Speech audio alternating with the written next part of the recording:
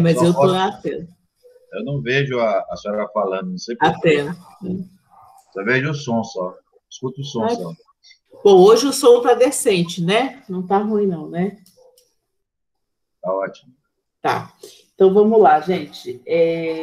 Bom dia a todos. Hoje é 23, né? 21, 22, 23 do 4. É que eu preciso anotar, sabe? Porque senão eu não consigo me organizar. Pessoal, bom dia, então. Já comecei a gravar. Vou começar a compartilhar. O Getúlio está preocupado com a presença. Está presente, Getúlio, fica tranquilo, vou até anotar. Ai, ai, ai. Turma, é o seguinte, hoje, deixa eu já colocar a telinha aqui. Hoje tá certo, ó. Vocês me ajudem, por favor, se tiver mais gente entrando, porque realmente hoje eu tô até sem a ajuda do outro.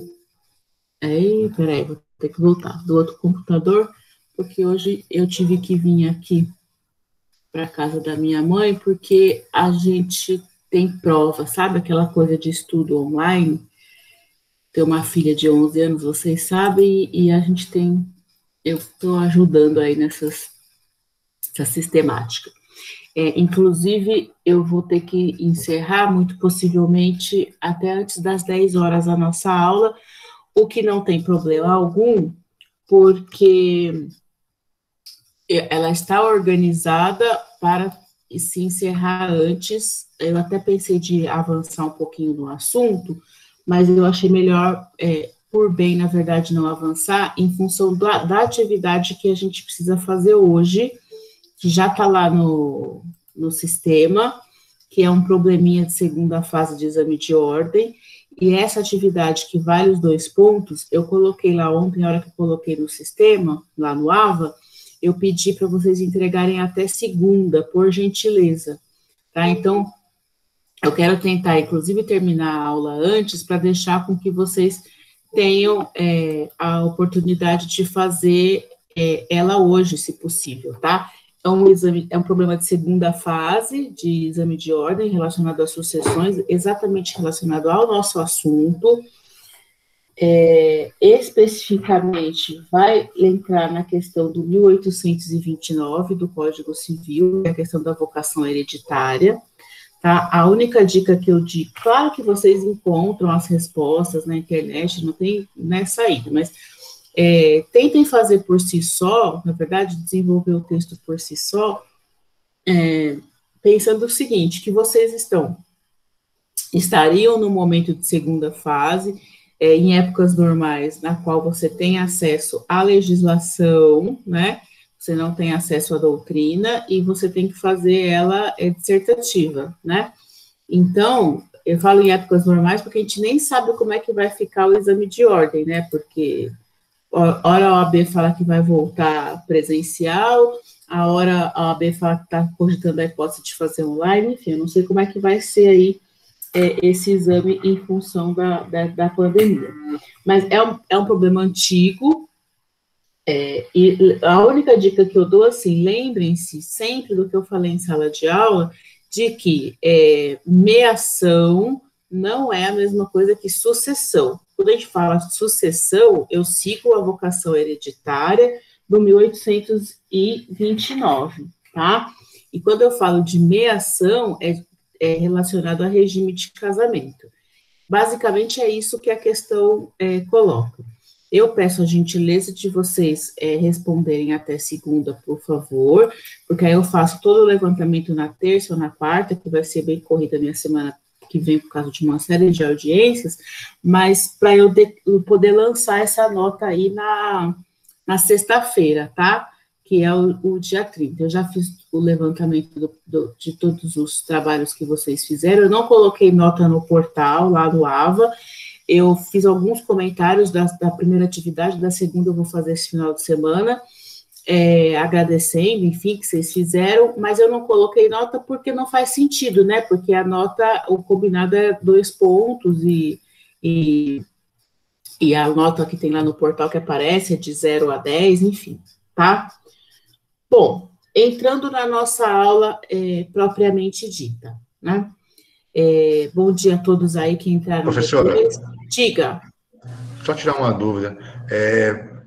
Nesse texto aí, põe uns dados assim, tipo o termo de renúncia, assim, não? Também não? Não é necessário, mas se você quiser explicar que é possível fazer a renúncia no próprio processo, tudo bem. Tá? E a questão Legal. se você pode, né? Vamos à questão, então. A questão se você pode, na verdade, não se trata de renúncia, se trata de doação, tá? Se trata, na verdade, de meação à parte da esposa, tá? Então, é isso que vocês precisam discutir. O que pode ser objeto de doação, o que pode ser objeto de renúncia, digamos assim, mas não é renúncia, porque meação não se confunde com sucessão, tá? Isso é muito importante. Isso estando claro na questão, tá certa, tá correta. É o parâmetro que a OAB coloca de resposta, porque quando tem aqueles espelhos de correção, tem lá o padrão aceitável, entendeu? O que precisa conter. Entendi. Tá ótimo. Isso aí, inclusive, a gente pode combinar o seguinte,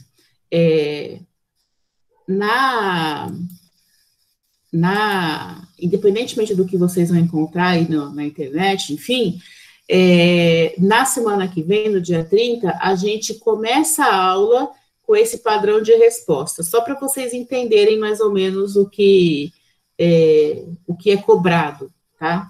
Eu acho que não custa nada, a gente fica os 15 primeiros minutos fazendo isso, tá?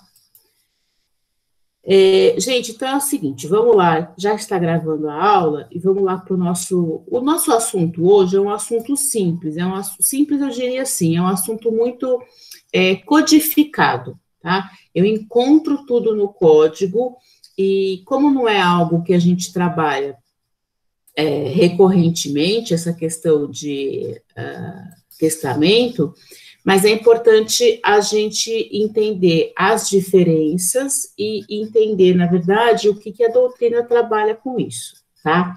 Então, o que nós vamos falar hoje? Hoje, a gente vai falar sobre as formas ordinárias do testamento. Lembra que a gente viu na aula passada, né? Existem 3 formas ordinárias, normais, digamos assim, e as extraordinárias, que vai ser o tema da aula que vem. Então, da aula que vem, a gente vai falar, depois da última tela nossa, tem aqui essa questão da nosso tema da aula que vem. Então, a gente fez uma introdução sobre a questão de testamento na aula passada. Na aula de hoje, a gente vai entrar nessas formas ordinárias, tá? Que está prevista no 1862 do Código Civil, tá? Então, quem está com o código aberto aí, como eu, que não consigo não ler o código, né? A gente já viu isso na aula passada, inclusive, que as formas ordinárias de testamento são o testamento público, o testamento cerrado e o testamento particular. Então, hoje nós vamos entender o que é cada um deles, né, e as diferenças. O 1800, só que antes disso, a gente tem que debater essa questão aqui, que o 1863 coloca a respeito do testamento conjuntivo, tá? O termo é isso mesmo, o caput e único, né, do artigo é esse mesmo, é proibido o testamento conjuntivo, seja simultâneo, recíproco ou correspectivo. Eu até grifei aí, né? Então, o que o 1863 coloca? Coloca, olha, o testamento conjuntivo pode ser o simultâneo, recíproco ou correspectivo, e esse é proibido, tá? Vamos entender o que é isso. Na próxima tela a gente tem essa explicação das diferenças. No entanto, vale a pena a leitura aqui desse entendimento do Tartucci, que menciona o seguinte: o testamento conjuntivo ou de mão comum, então já dá a entender, né? É aquele feito por mais de uma pessoa no mesmo instrumento. Na realidade, a proibição desse tipo de testamento não tem relação com a forma, mas sim com o fato de o legislador entender que o testamento é um ato personalíssimo e não pode ser feito por duas pessoas, sob pena de assumir caráter contratual repudiado pelo ordenamento e lhe retirar uma das suas principais características, a pessoalidade e a revogalidade a qualquer tempo. Então, o que dá a entender? Dá a entender que esse testamento conjuntivo é aquele feito por mais de uma pessoa e que a legislação deixa muito claro, é proibido, tá?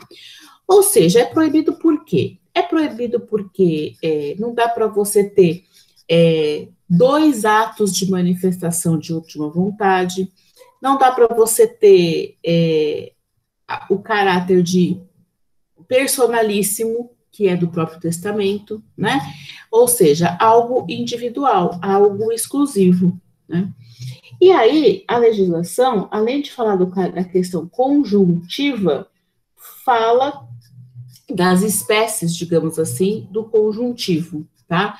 Que é o simultâneo, recíproco e correspectivo. O que é isso? Então, tá nessa tela aqui as explicações e, inclusive, os exemplos, tá? O simultâneo seria aquele testamento em que as pessoas, os sujeitos, testam ao mesmo tempo, em benefício de terceiro. Dá só um segundo que eu tenho que permitir aqui a Larissa de entrar. Então, voltando. Aqueles que... Eu estava falando do simultâneo, tá? Vamos dar um exemplo. Aqueles que testam ao mesmo tempo, em benefício de um terceiro. Então, exemplo, Luiz e Beatriz fazem testamento único, designando Fernanda, no caso eu mesma, como a sua única herdeira da parte disponível. Tá? Então, não é possível, né, um testamento simultâneo de Luiz e Beatriz. O que seria um testamento recíproco? Quando os sujeitos instituem um ao outro como herdeiro, de forma que o testador sobrevivente receba a herança do outro. Então, Luiz e Beatriz fazem um único testamento. Então, a Luísa fala que a Beatriz é a sua herdeira e a Beatriz fala que a Luísa é a sua herdeira, tá? Então, isso é o recíproco, o que é proibido. É uma das modalidades, digamos assim, do conjuntivo. E, por fim, o correspectivo. O que é o correspectivo? Quando a benesse estabelecida por um dos sujeitos ao outro tem uma correspondência equivalente. Vamos entender? Vamos dar um exemplo? Luiz e Beatriz fazem um único testamento, em que Luísa designa Beatriz como herdeira de um determinado bem imóvel, e Beatriz designa a Luísa como a herdeira de outro bem imóvel. Então, havendo o quê? Uma troca, né, de benefício entre as testadoras. Eu deixo isso para você e você deixa aquilo para mim. Tá? Isso é o testamento correspectivo.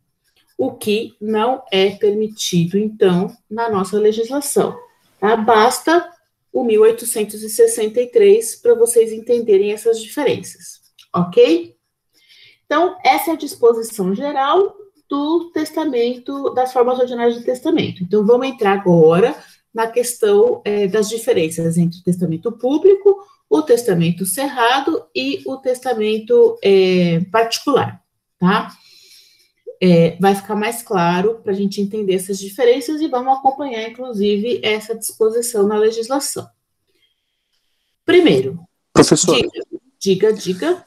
Esse simultâneo, recíproco e correspectivo é só no conjuntivo que ele não pode, não é isso? Isso.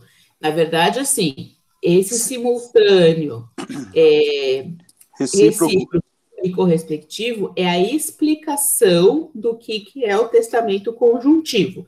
Vamos dizer o seguinte, que testamento conjuntivo seria o gênero do qual eu encontro espécies de testamento conjuntivo podendo ser simultâneo, recíproco e correspectivo. Tá. A senhora por exemplo, se eu faço um testamento e deixo tudo para minha esposa, ela faz um outro testamento e deixa tudo para mim, aí não tem problema, porque aí não é conjuntivo, é o meu Exatamente, se são instrumentos diferentes, tá? Então, no caso aqui é só o conjuntivo, ok, entendi. tá? O que não pode é fazer junto. Aí lembra o seguinte, o que é isso? É por conta do ato personalíssimo, entendeu? Que é o testamento.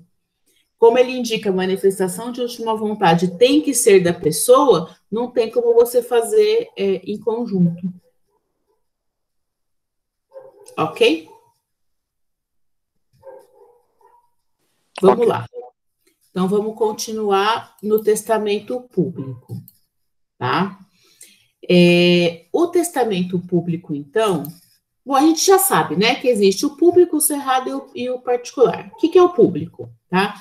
O que é testamento público? Elaborado pelo tabelião, ou, no caso, o substituto legal do tabelião.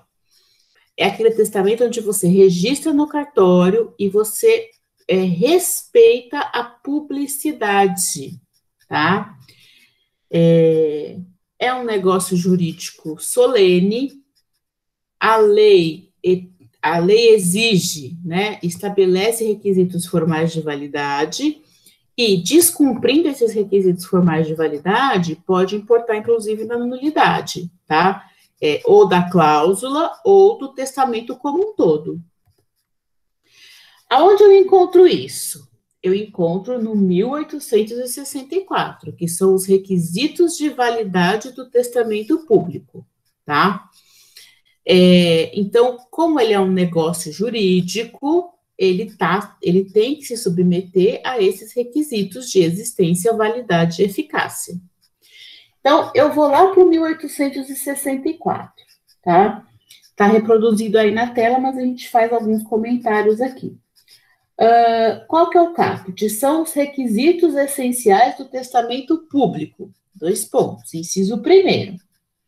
Escrito por tabelião. A gente já viu isso, né? Ou substituto legal.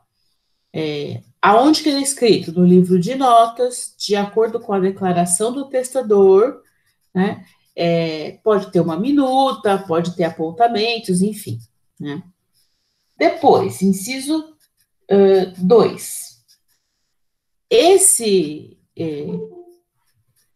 Peraí, que eu tenho que autorizar alguém a entrar. A Nath. Bom dia, Nath. Vamos lá.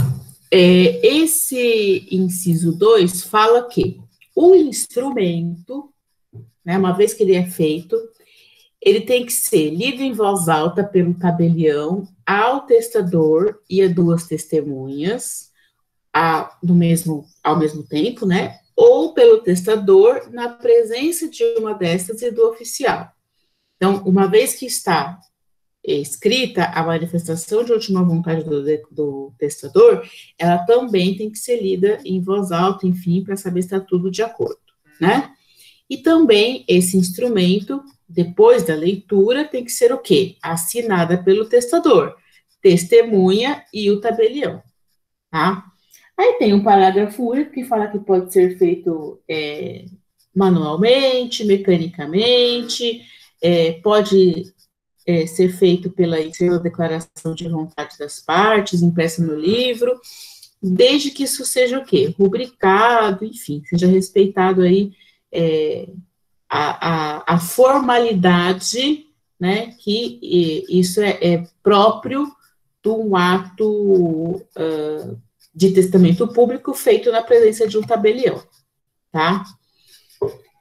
Quais seriam as características pessoais desse testador? O que esse testador tem que ter, né? Porque a gente pode falar assim, qualquer pessoa pode fazer um testamento, e se esse testador não tiver na sua plena capacidade, né? Então, primeiro, ele precisa estar na sua plena capacidade mental. Mas, vão ter situações de, como tem que ser lido e assinado, analfabetismo, por exemplo, algum tipo de limitação física, alguma que pode ser permanente ou pode ser uma limitação temporária, como é que ele faz para assinar? Há que se pensar nisso, né? Tanto é que a gente tem o 1865, que fala o seguinte: se o testador não souber ou não puder assinar né? Até porque o 1864 deixa muito claro da assinatura, da rúbrica, né? Então, o que o 1865 dispõe? Se o testador não souber ou não puder assinar, o tabelião ou o seu substituto legal assim o declarará, assinando, neste caso, pelo testador e a seu roubo, uma das testemunhas instrumentárias. Então, o que é isso? Há situações, por isso que a lei prevê, há situações em que podem ocorrer essas dificuldades para o testador impor a sua manifestação de última vontade, né? É o que eu já tinha falado, a questão da pessoa ser analfabeta, uma limitação física temporária, estou com todos os braços quebrados, enfim, ou eu não tenho os braços, né? Não tenho condição de firmar o testamento, tá? Uma outra limitação que está aí na tela é a situação da surdez ou da cegueira, porque como o 1864 deixa muito claro de ler em voz alta, de assinar, enfim, né? Por isso que a legislação prevê no 1865 essa questão e mais adiante no 1866 e no 1867, isso, tá? Tanto é que está ali.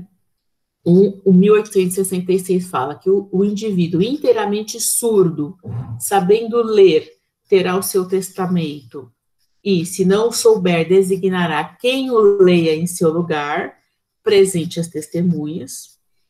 E o cego, né, no 1867, o cego só se permite o testamento público, que lhe será lido em voz alta 2 vezes pelo tabelião ou por seu substituto legal, e a outra por uma das testemunhas designada pelo testador, fazendo-se de tudo circunstanciada menção no testamento, tá? Então, a legislação já prevê essa possibilidade de como fazer para suprir a falta de condição de aplicar o 1864, tá? Aqui, o que eu trouxe para vocês, nessa próxima tela? Eu trouxe para vocês, a gente, nesse momento, né, trabalha muito em paralelo com a questão processual, porque a gente vai encontrar essas regras também, a gente tem aqui o direito material, só um segundo que eu tenho que permitir cair. A gente tem as regras do direito material, tá? Que é essa que nós temos que entender no direito sucessório, mas a gente não pode esquecer que nós temos, né, uma base de regras processuais para cumprir no quesito também do testamento, tá? Então, esse testamento público, ele pode, inclusive, ser requerido pelo próprio juiz que faça a sua abertura, o seu cumprimento, tá? Então, por isso que eu encontro aqui no artigo 736 do Código de Processo essa questão de conhecimento do termo do testamento. Então, tá lá, ó, o 736 do CPC fala: qualquer interessado,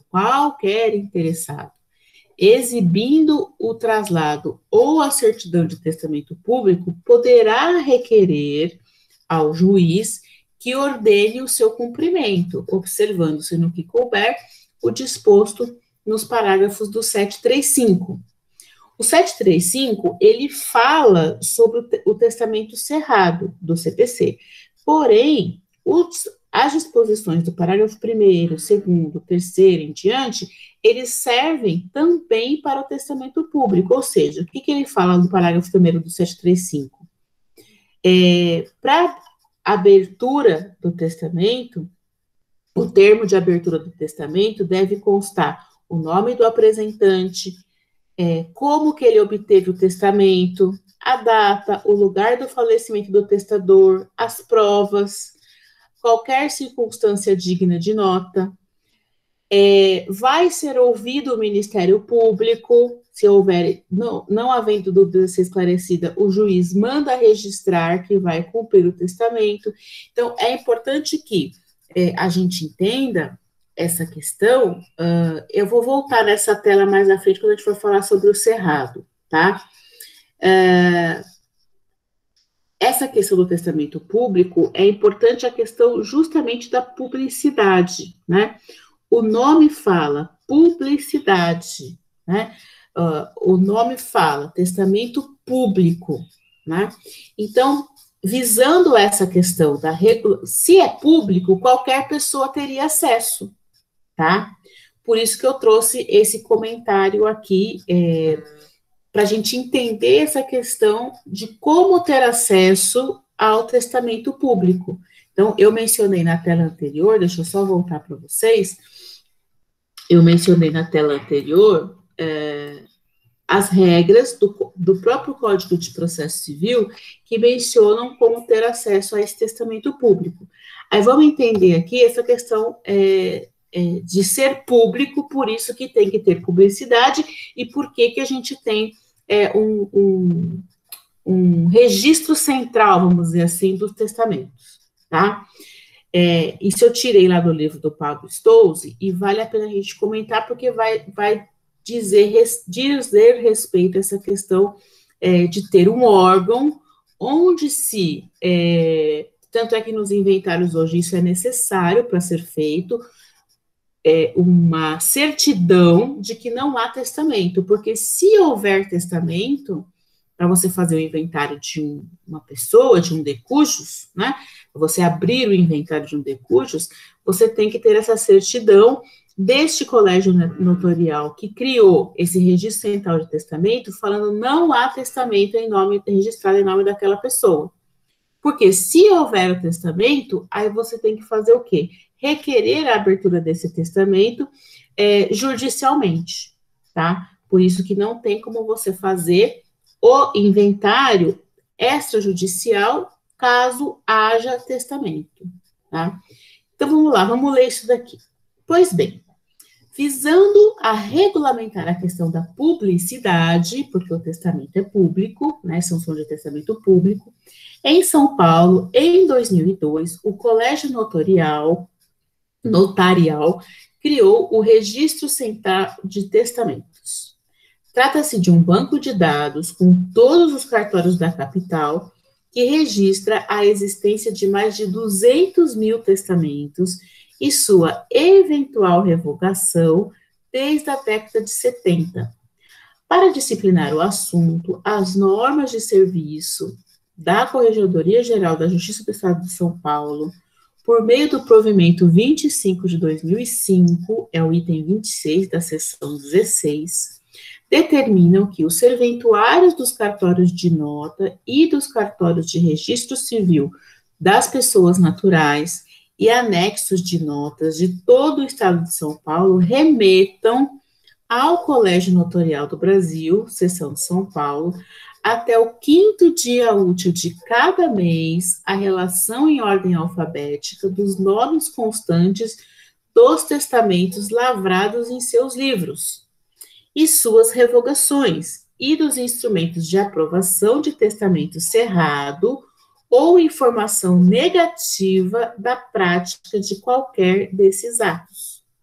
Então, existe uma reunião dessas informações para se saber se existe ou não testamento, tá? Isso funciona, professora? Funciona. Funciona porque eu não consigo fazer um inventário hoje se eu não tiver essa certidão do SENSEG, que é o que a gente fala, de que não há testamento. Tá? Então, se eu não tiver essa certidão, eu não consigo fazer o inventário, extrajudicial, tá? Judicialmente, eu também tenho que apresentar essa certidão para ser feita o inventário de acordo com a vocação hereditária e não levando em consideração o testador, tá? Diga. Professor, eu tenho uma dúvida. Vamos lá. Pelo que a senhora leu aí, essa reunião seria nos cartórios de São Paulo, do estado de São Paulo, correto? Para fazer essa certidão de não testamento. Correto. De não testamento. Porém, vamos imaginar, existe a hipótese da pessoa fazer um testamento e registrar em outro estado, por exemplo, porque ele tem bens em outro estado. Sei lá, por algum motivo, ele não registrou aqui em São Paulo. E aí, a maioria dos bens dessa pessoa é daqui de São Paulo. E aí vai fazer esse certificado aí de não testamento, essa certidão de não testamento. E aí, como que fica? Porque só está relacionado aos cartórios aqui de São Paulo, do estado de São Paulo. Como que faria aí nesse caso? Se você... Professora, rapidinho, só falando aí, tentando responder, vamos ver se eu respondi certo para D. Eu entrei aqui nesse SENSEG, D, e quando você paga R$ 134,90, você pega uma certidão de inexistência de testamento do Colégio Notarial do Brasil. É a CNB, então acho que deve pegar o Brasil todo. Agora, tá. Peraí, Dê, agora deixa a professora falar se está certo ou não, isso que eu estou falando. Não, tá certo. Na verdade, o estado de São Paulo, os estados se reúnem, né? Mas assim, eu vou contar na prática. Porque ficou entendido para mim que é só os cartórios do estado de São Paulo. Eu falei, mas se tiver o registro se tiver o testamento em outro estado, como que faz? Mas tudo bem. Mas você pode encontrar, tá? Isso já aconteceu comigo, por exemplo, você encontrar, porque você pega essas certidões de outros estados. Então, assim, eu imagino que ele tinha lá uma fazenda no Piauí, né? Aí você vai ter que verificar pelo CPF da pessoa se isso está no nome da pessoa mesmo, e aí, se você já fez o inventário, na verdade, você vai ter que fazer a sobrepartilha, entendeu? Que porque é possível, né, gente? Você concorda comigo que é possível você descobrir um bem depois, certo? Agora, se isso nós estamos falando da existência de um testamento, certo? Não, a minha dúvida é em relação ao testamento mesmo. É isso que o Alexandre explicou. Essa certidão do SENSEG, ela reúne os colégios notariais de todos os estados. Tá? Porque se faz... Então, assim, o estado de São Paulo reúne, né?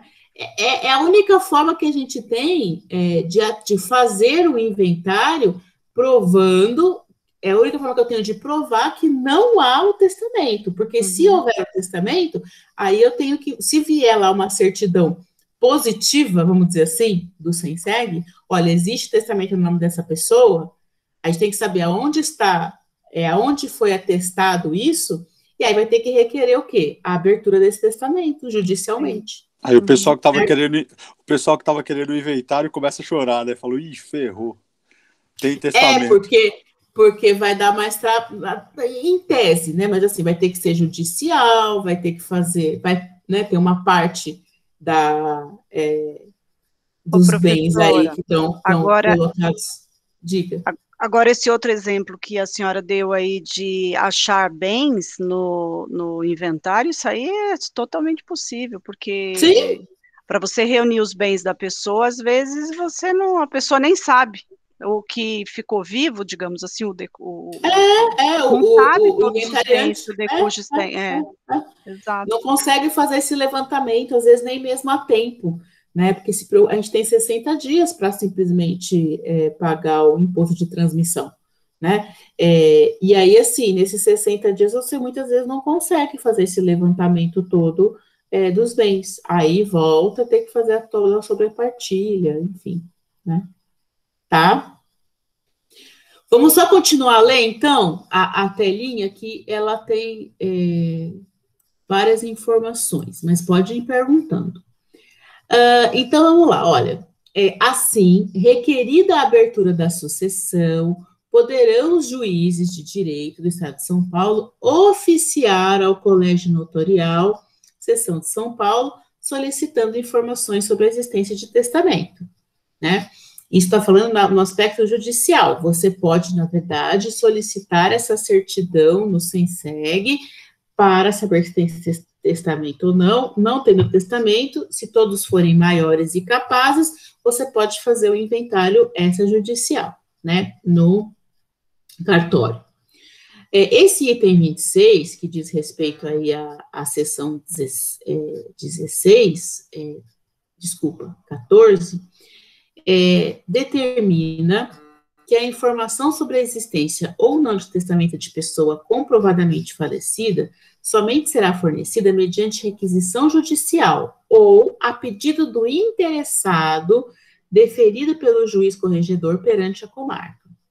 O interessado deverá recolher a importância equivalente a 0,5 UFESP e apresentar requisição diretamente ao Colégio Notarial de São Paulo, inclusive por vale postal ou órgão de pagamento, salvo em caso de assistência judiciária. Então, como se percebe, a própria corregedoria, peraí que tem gente querendo entrar aqui, voltando, como se percebe,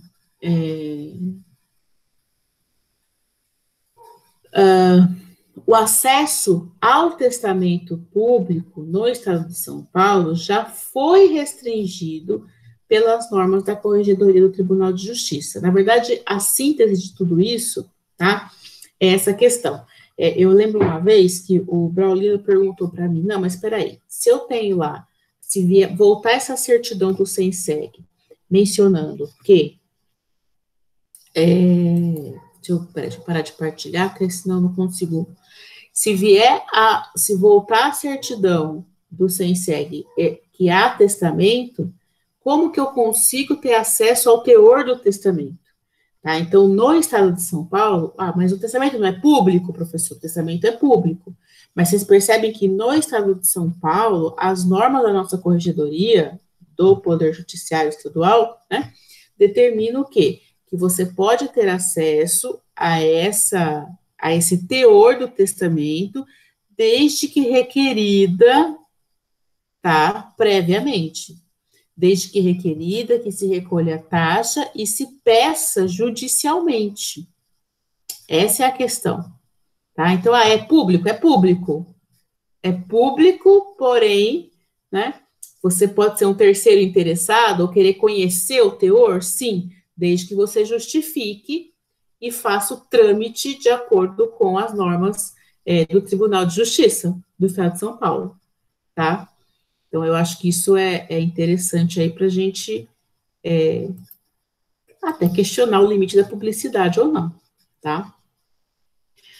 Bom, se vocês estão acompanhando pelo código, vocês vão perceber, então, que a gente discutiu as regras do testamento público. Isso basta? Não. Por quê? Porque o código também aborda a questão das outras formas de testamento, o cerrado e o particular. E eu tenho que entender basicamente a diferença, tá? Tanto é que o 1868 já explica, já começa a falar sobre o testamento cerrado. Então, vamos lá. O que é o testamento cerrado? Para evitar essa controvérsia, né? O que o testador, se realmente não tiver interesse, não quiser de forma alguma que outras pessoas conheçam o conteúdo da sua disposição testamentária antes da sua morte. Ele pode optar por escolher o quê? O testamento cerrado. Só um segundo, que eu ouvi um barulhinho. Aqui. Voltando.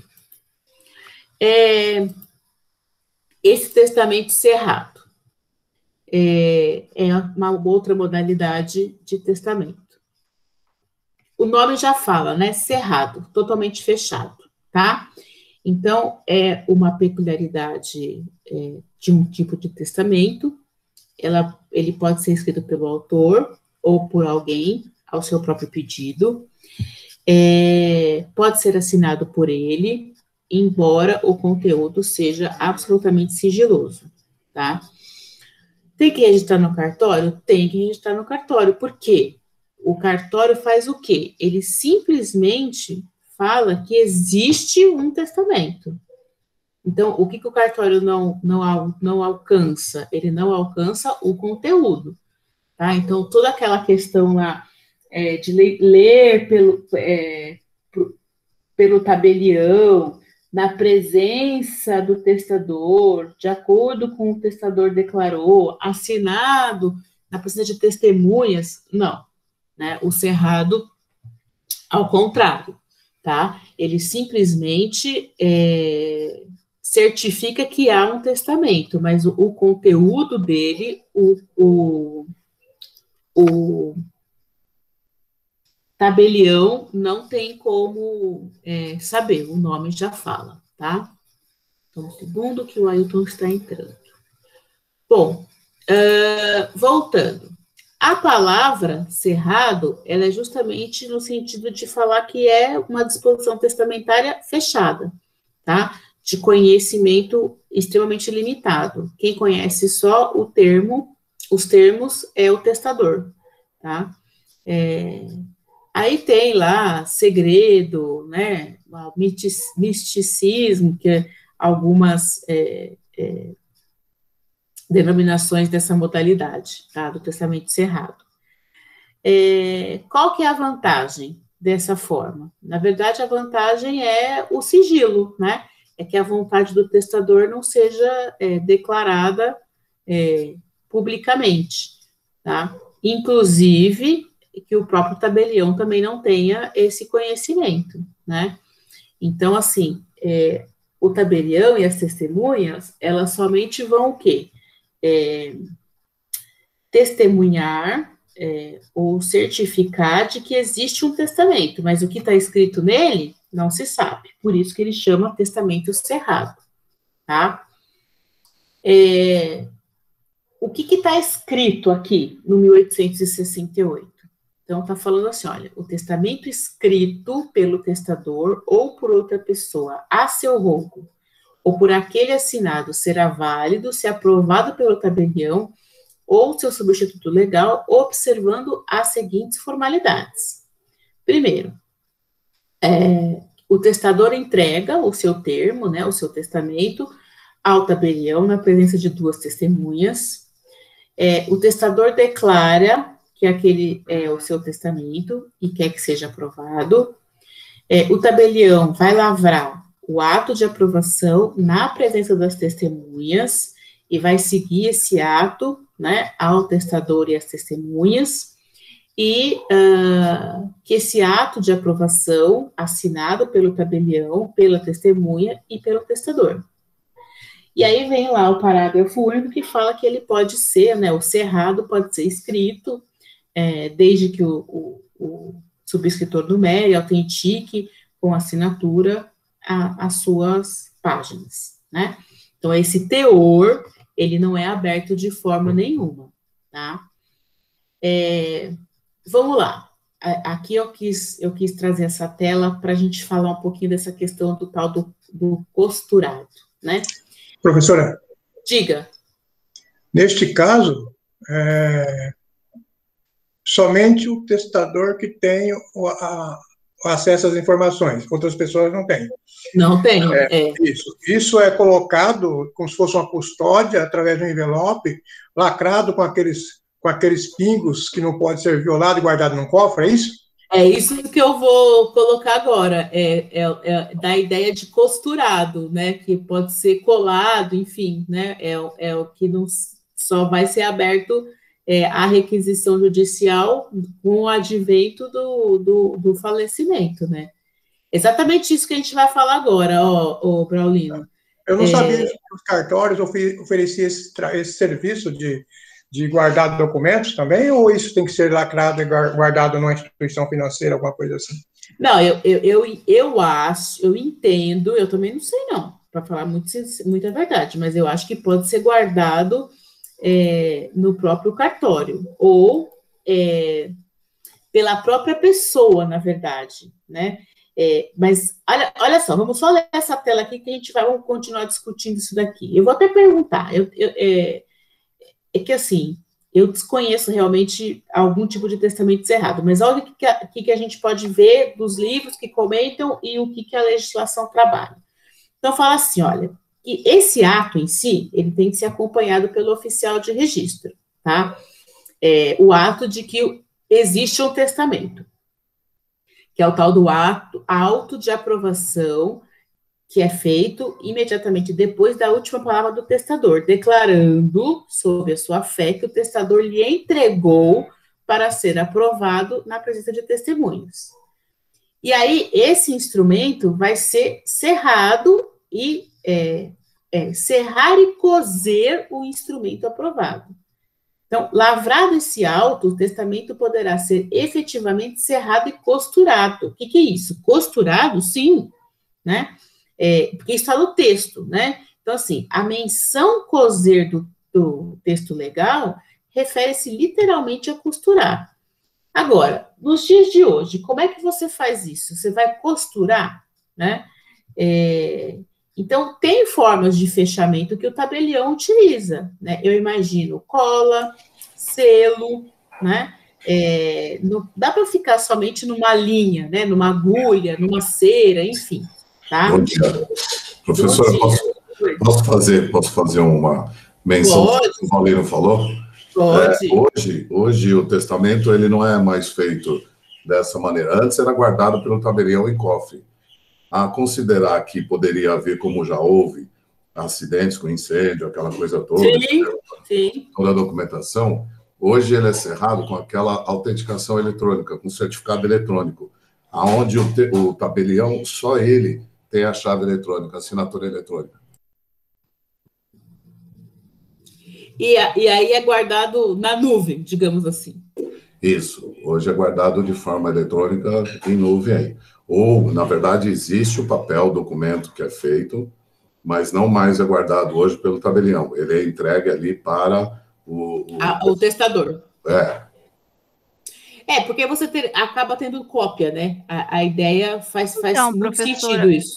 Mas nesse caso ele continua sendo cerrado? Porque sim, claro. Continua porque a assinatura é eletrônica, Devanilda, só ele tem. Entendeu? Então, ninguém mais tem a posse da assinatura eletrônica, só ele. Então, para abrir o testamento depois pelo tabelião, só ele vai conseguir abrir com essa assinatura, com essa chave eletrônica, entendeu? Ô Ailton, mas aí o cara que fez o testamento, o testador, ele faleceu. Aí vão abrir lá esse testamento cerrado lá, aí chegam lá, o tabelião também faleceu e não tem mais a chave eletrônica. Como é que fica mano? Mas aí é registrado em cartório. A chave eletrônica está lá no cartório, Alexandre. No cartório. Ele não vai levar a chave eletrônica com ele no bolso, não, Alexandre. Sei lá, vai ver que é o código. O cara tem só um código lá, um código de barra, aquele aí abriu o negócio. O cara morreu. Mas quando fala que fica com o testador, fica no cartório, né, professora? Sim. Mas é o que então tá bom. É que no cartório, assim, se o cartório, se a pessoa, né, se o escrivão morrer, tem outras pessoas no cartório que vão ter acesso a isso, né? Tem códigos de segurança, enfim, tem sistemas, né? Ô, Braulino, melhor era na época do selo mesmo, né? Você via com uma cera assim, selava, pronto. Da costura, né? Da linha, como fala aqui o código. Mesmo, né? É. A gente acompanhava o cidadão até a porta do cofre, e dali para dentro ele fazia o que queria para guardar. Professora, posso fazer uma pergunta? Uma pergunta meio assim, burra, mas vou perguntar mesmo assim. Não tem pergunta burra, não, porque acho que já está bem claro para todo mundo, mas para mim não está. Se é um testamento cerrado, eu entendo que é só a pessoa que elabora o testamento que tem conhecimento do conteúdo ali, do que ele escreveu, certo? O testador, é a única pessoa que sabe o conteúdo. O testador, só ele sabe o conteúdo. Aí ele tem que registrar isso em cartório, colocar lá na nuvem, pegar a chave, etc e tal. Só que você leu aqui em algum momento que o cartório, o tabelião, ele tem que checar se aquele testamento está dentro dos parâmetros aceitos. Se tem assinatura, se tem uns parâmetros, mas aí ele não lê o conteúdo? Isso que eu não entendi.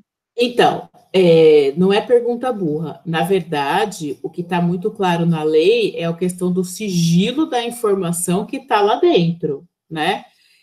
Que é uma manifestação somente do testador. E aí, assim, o ato, né, de que há essa manifestação, na verdade, assim, o que a testemunha e o tabelião garantem de que existe um testamento, de que não se conhece o conteúdo desse testamento. Agora, esse testador, ao fazer esse testamento, ele tem que ser orientado, né? Não pode ser qualquer um. Né? Então, isso que eu fiquei pensando. Eu falei, exatamente. Tudo bem, eu quero deixar as minhas coisas para alguém. Aí eu pego um papel e eu escrevo em próprio punho, eu faço um testamento ali. Mas eu vou ter conhecimento para isso? Não. Então, logo eu vou ter que ser orientado. Orientação. Tudo bem, de ter uma orientação, ok, mas alguém já sabe do conteúdo. Se foi se eu recebi uma orientação, alguém já sabe do conteúdo. Se eu tenho que registrar isso em cartório, né? O tabelião lá, ele também vai ter que ter conhecimento do conteúdo. Ele acaba tendo conhecimento, mas ele não pode, em hipótese alguma, dar publicidade. Não, tudo bem, isso ok. Se você me fala isso, eu já entendi perfeitamente, porque eu entendo que o cerrado, a pessoa fez, pôs no envelope, lacrou e pôs na nuvem, ninguém sabe. Mas, na verdade, não é bem assim, né? Só ao artigo 1868, o testamento escrito pelo testador ou por outra pessoa. Já pode ter outra pessoa que saiba aí. Então, aí já, para mim, já não é cerrado. Já não é muito cerrado. Pode, porque ele pode ser feito também pelo próprio advogado. Tem a forma. Sim. Por ter a forma legal, ele pode ser feito por um advogado também, entendeu? Ou até pelo próprio tabelião. Tudo isso que eu estou falando para vocês, gente, está muito recente aqui, porque eu estou fazendo um curso para escrever, ou seja, para tabelião. Para tabelião, para essa carreira. Ótimo, e aí, há 15 dias atrás, foi visto isso também. E aí, o próprio tabelião no registro público, que é o que está dando curso para nós, ele explicou sobre isso. O advogado, ele pode ser dado também como testamenteiro, ele pode ser nomeado, né, como testamenteiro ou uma terceira pessoa. Mesmo essa terceira pessoa, ela também vai ter que manter o sigilo. Existe também ali um auto que é lavrado de sigilo. Isso, de sigilo, perfeito. Essa é a diferença, né, Ailton, do público para o cerrado. Né? Então, assim, ele é cerrado nesse sentido de não se saber o conteúdo, não se pode saber o conteúdo. O que acontece com o testamento público, pelo que eu entendo da análise da legislação, é justamente essa, né? A legislação permite com que se saiba o conteúdo, porque o testamento é público, há requerimento, claro, como a gente leu aqui, mas essa é a diferença do cerrado. Então, aquele que tem conhecimento, aquele que prepara o testamento para o testador, ele também tem essa questão do sigilo profissional, né? Então, ele não pode, né, dar entrevista para a Globo, por exemplo, para falar sobre o conteúdo do testamento, né?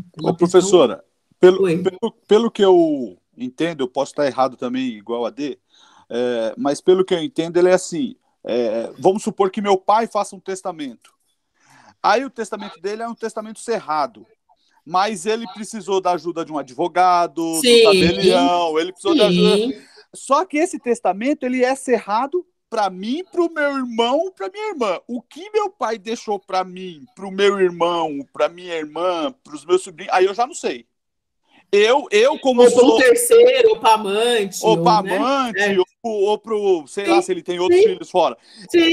Eu que sou um dos beneficiários, ele está cerrado para mim. Eu só vou ter acesso a ele quando meu pai vier a faltar. Para você e para qualquer pessoa que queira saber em seu interesse, que age em seu interesse.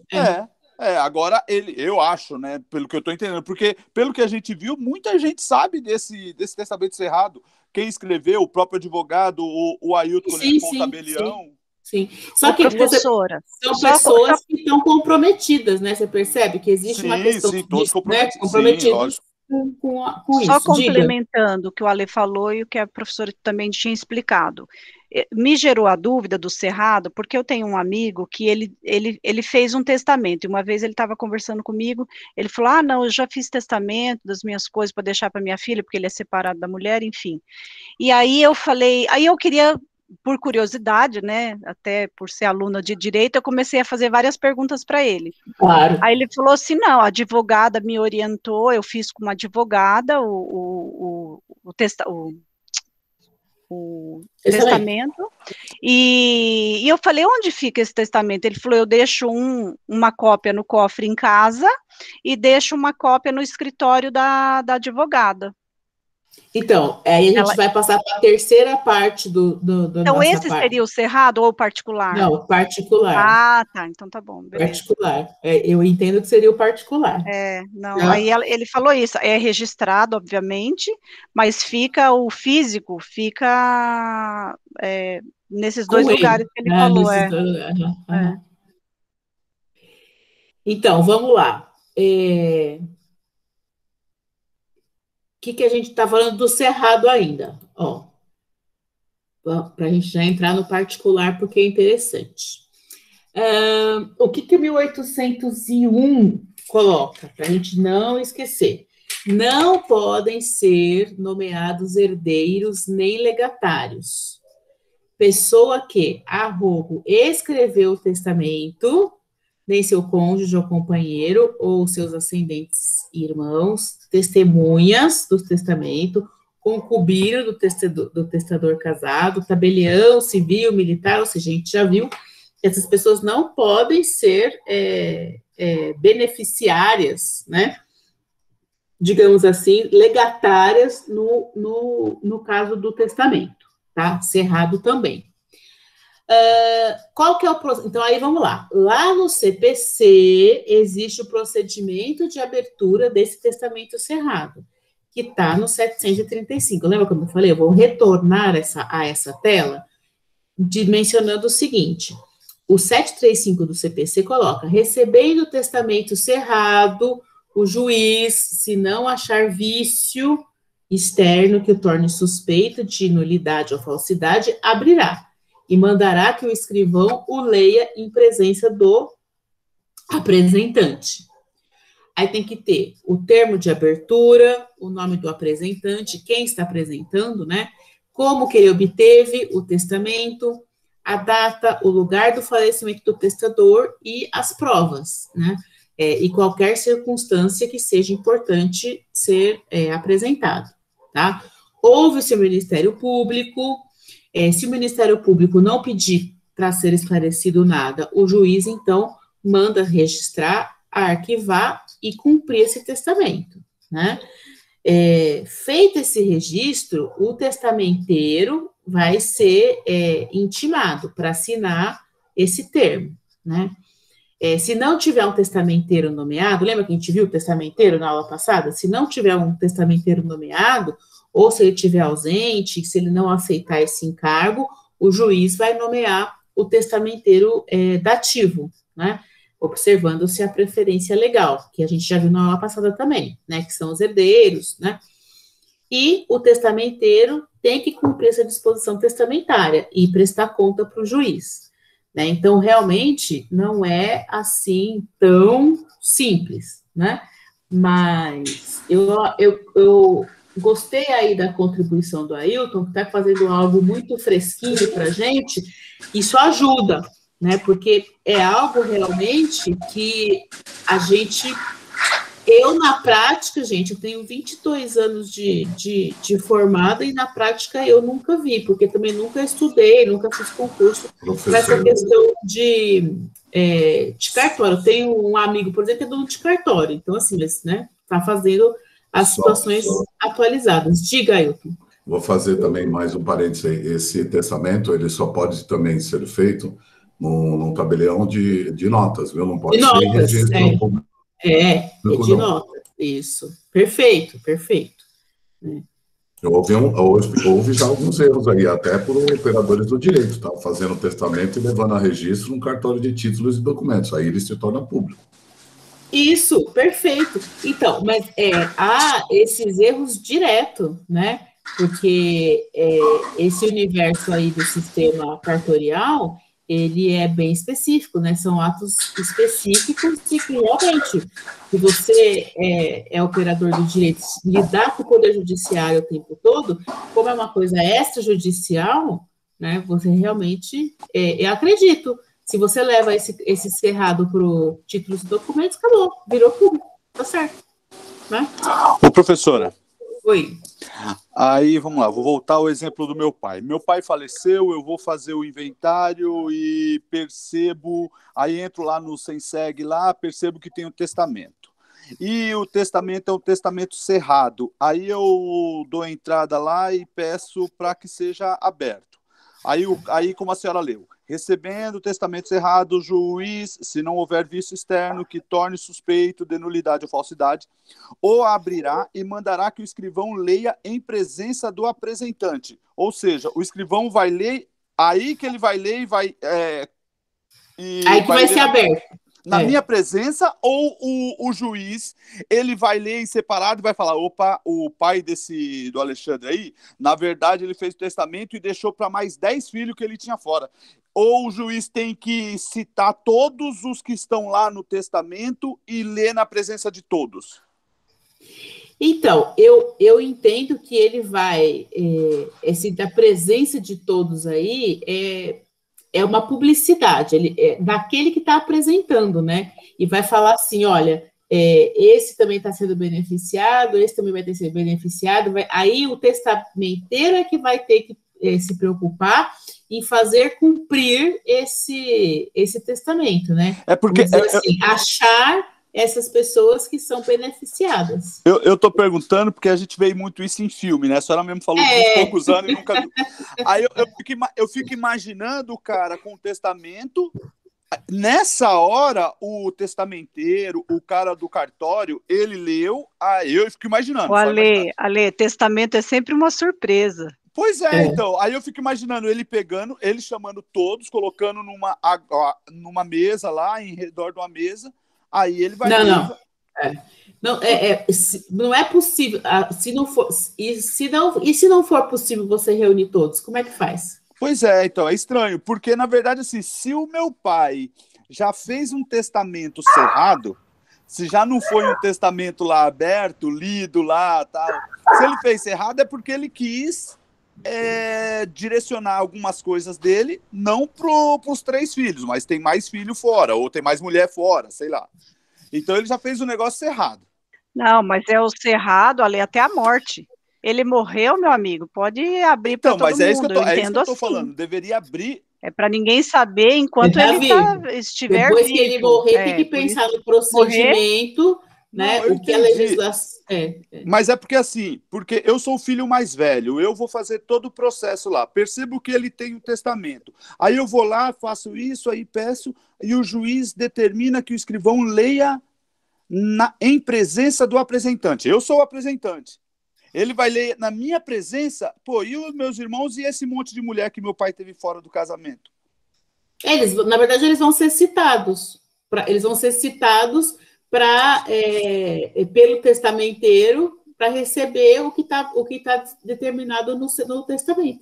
É muito doido isso. Ô, professor, e a partir desse momento ele se torna público? Aí ele se tornando público, ele se torna alguém... público assim, porque como tem o juiz que vai ter que se verificar, eu entendo que ele se torna público, né? Mas se vira um processo, concorda? E ele tem senha também para acesso. Ele é público desde que as pessoas tenham interesse na parte, né? Mas ele não se torna público. Ele não se torna público, não, professor. Então. Ele fica ainda em caráter privado aí, porque só cabe às pessoas que ali estão. Isso. E aí, mesmo se tornando um processo, ele vai entrar com sigilo. Com segredo de justiça, como nos casos de família, porque quem tem acesso é só quem tem senha.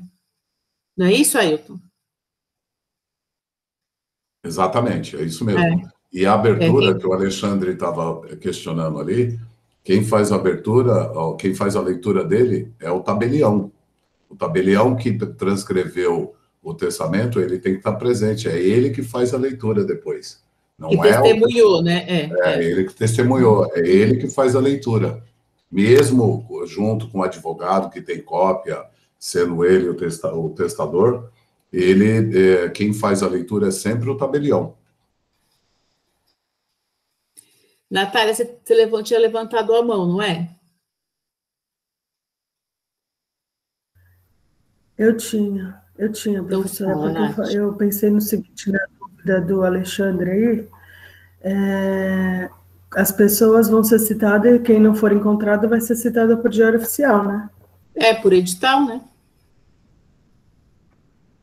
Não era essa a minha dúvida, se quando não tem ciência das pessoas, se cita pelo diário oficial.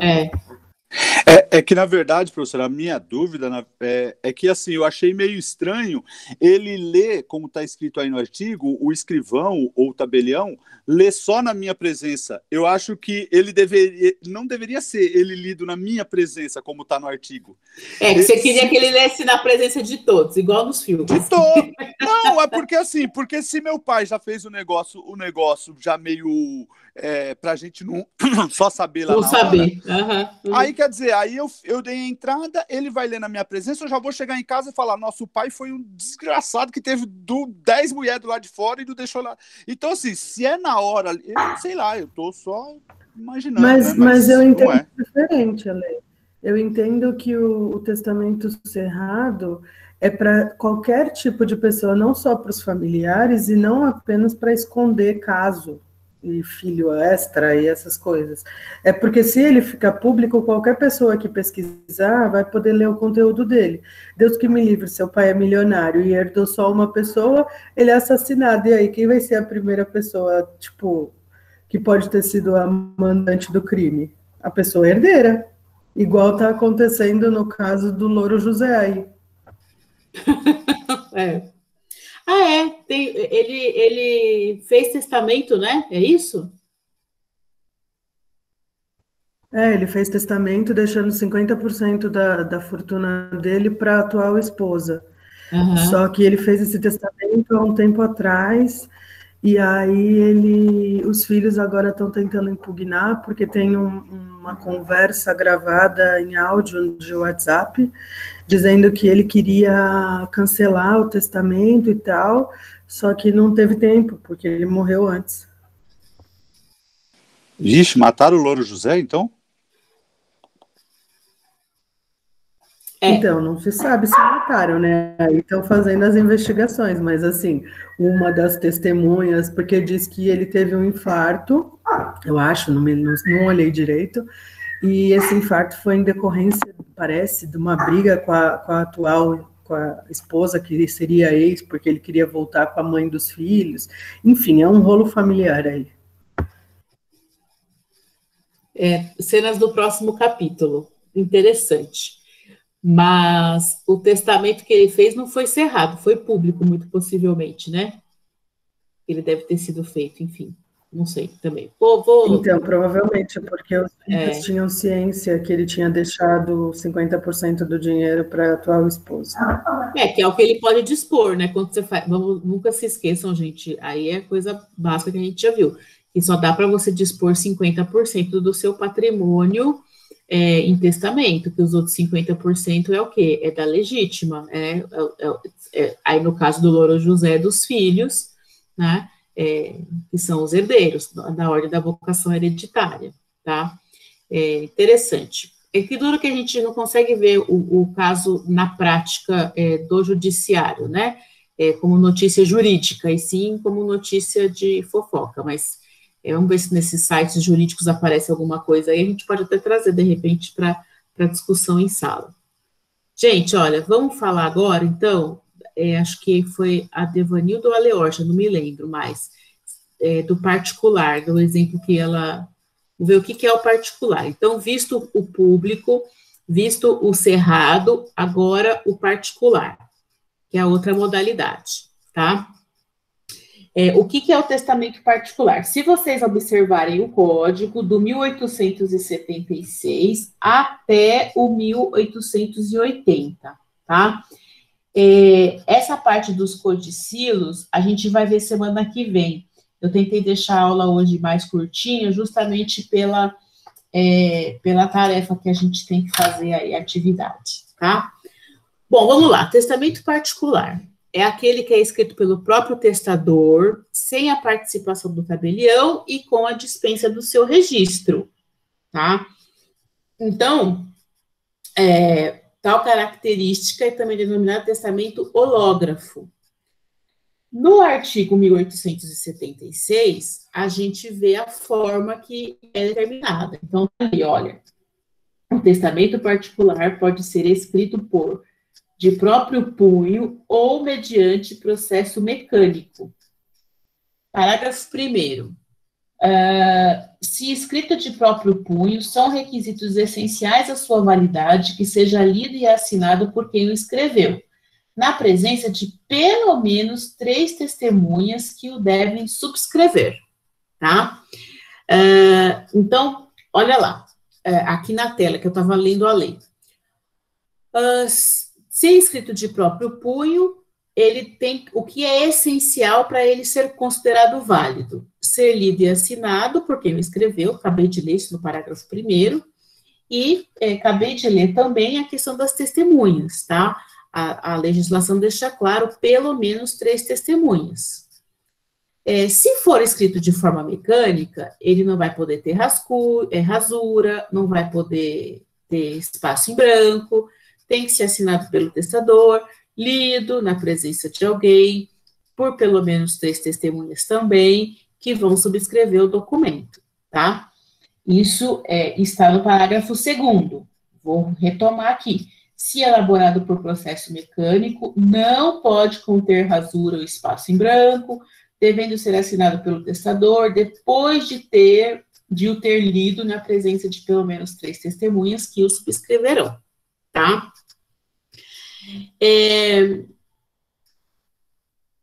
Tais testemunhas, na verdade, está no texto da lei, né, gente? Elas são indispensáveis para esse negócio ser considerado válido.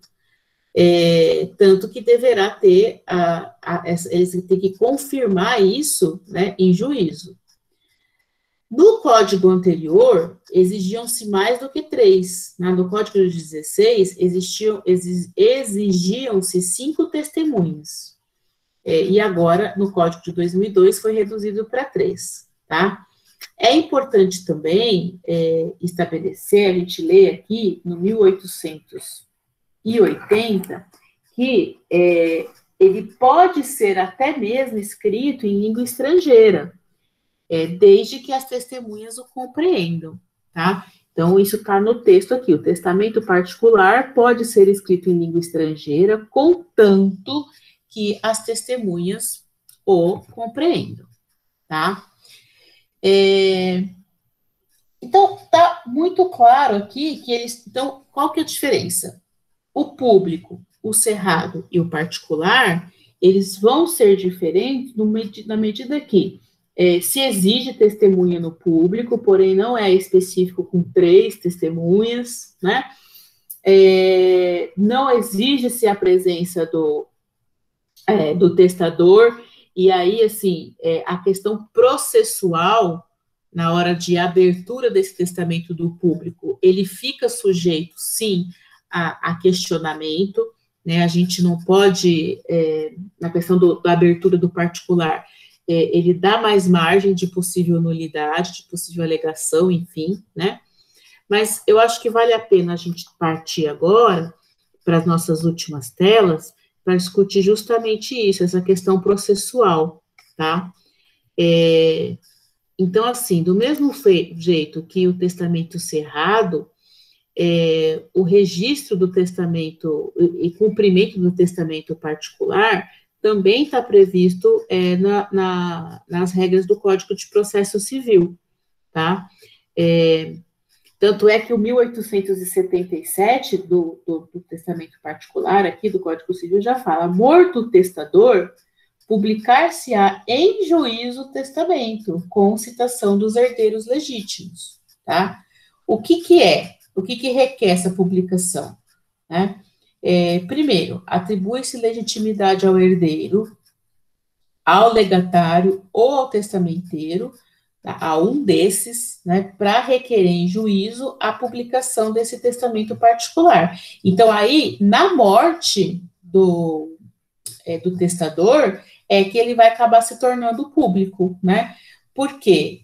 Ou então, um terceiro que detém esse testamento, no caso do exemplo, foi a Devanildo ou foi a Leórgia? Desculpe, tá? Eu tô Não me lembro. Devanilda.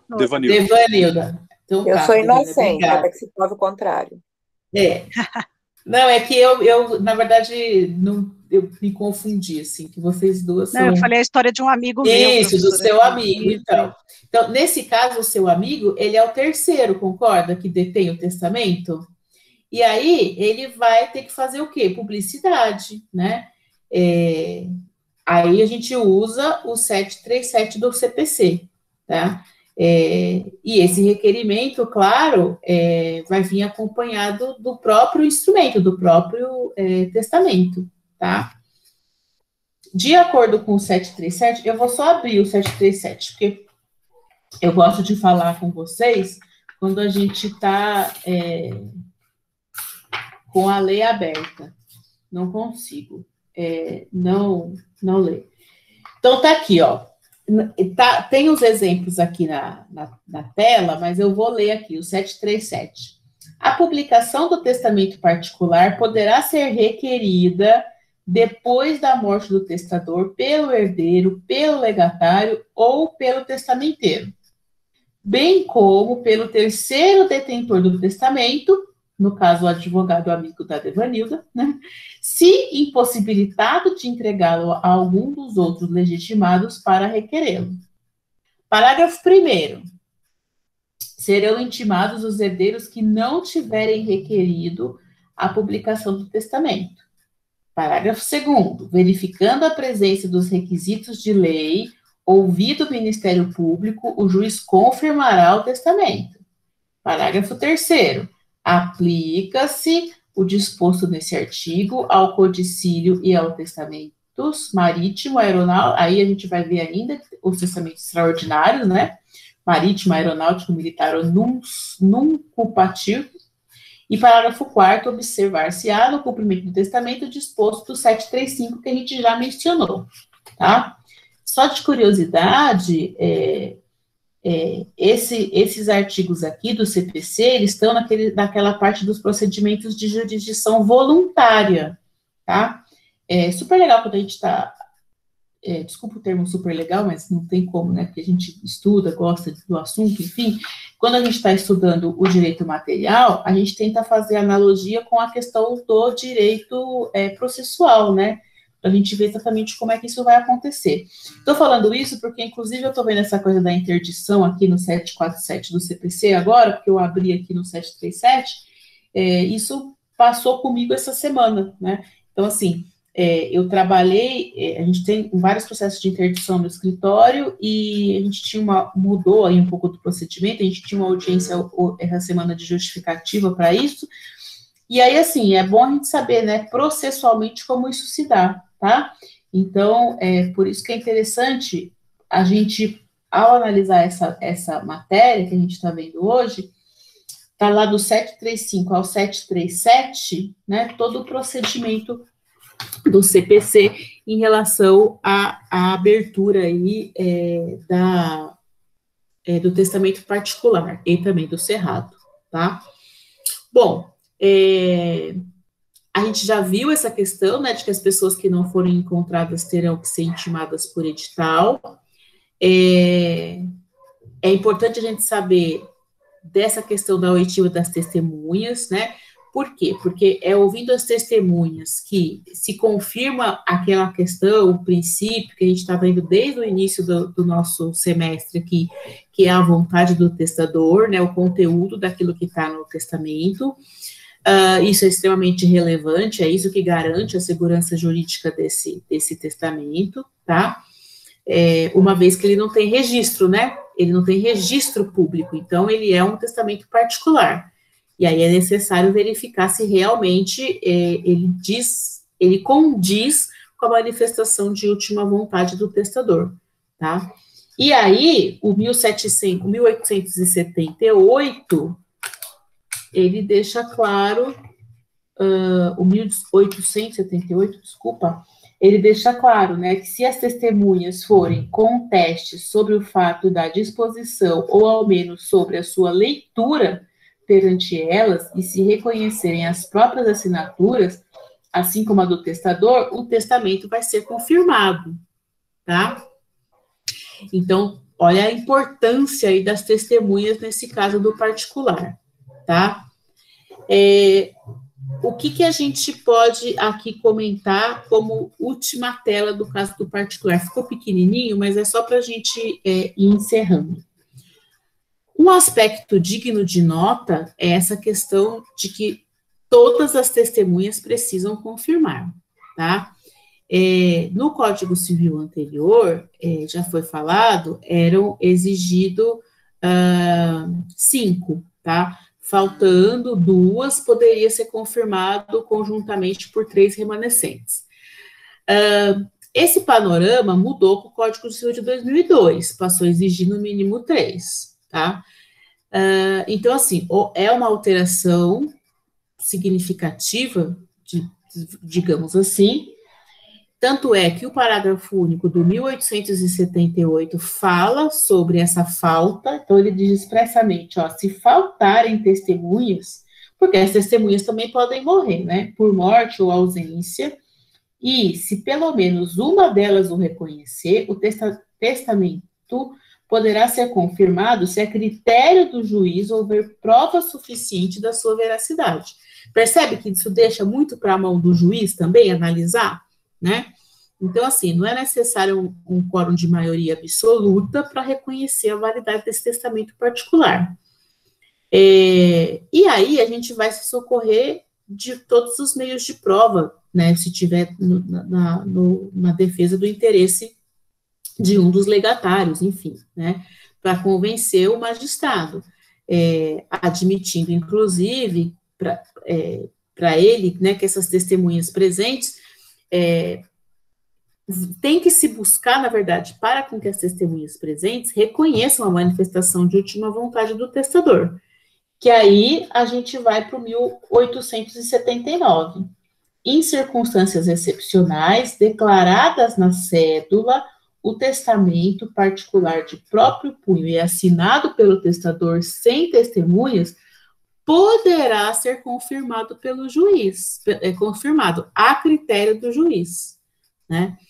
Então, é muito do convencimento do magistrado, da convicção do magistrado, se aquilo representou ou não a manifestação de última vontade, tá? Se ele reconhece a letra, enfim, né? Se é uma situação incontrovérsia da sua vontade, enfim, tá? E aí é interessante a gente ver muito essa questão do convencimento, do critério do juiz, tá? Aí tem um comentário aqui do Pablo Stolze, no finalzinho da tela, dessa questão das testemunhas, enfim, situação, se a pessoa tiver em situação de risco, se tiver longe, né, estiver fora há muito tempo, como é que a testemunha vai garantir alguma coisa se não tem certeza dessa vontade, tá? São situações excepcionais, é claro, mas que vão ter que passar pelo critério do judiciário, né? Pessoal, esgotamos os comentários, é claro, com valiosas contribuições de vocês, inclusive, porque a gente sempre tem uma aula embora virtual, mas mais dinâmica, porque vocês participam, eu gosto muito, né? Aqui do 1864 ao 1880. Então, a gente vê essas formas de testamentos regulares, digamos assim, ordinárias, tá? O que vai faltar? Vai faltar, para a aula que vem, os codicilos e os testamentos especiais, né? Como a aula que vem ainda é dia 30, a gente está tranquilo aí em relação ao conteúdo, porque logo em seguida eu vou tentar, tá, dar um gás na aula que vem para a gente entrar em inventário, né, e partilha, que é o mais legal, assim, mais legal, é o mais prático, né, na nossa matéria, tá?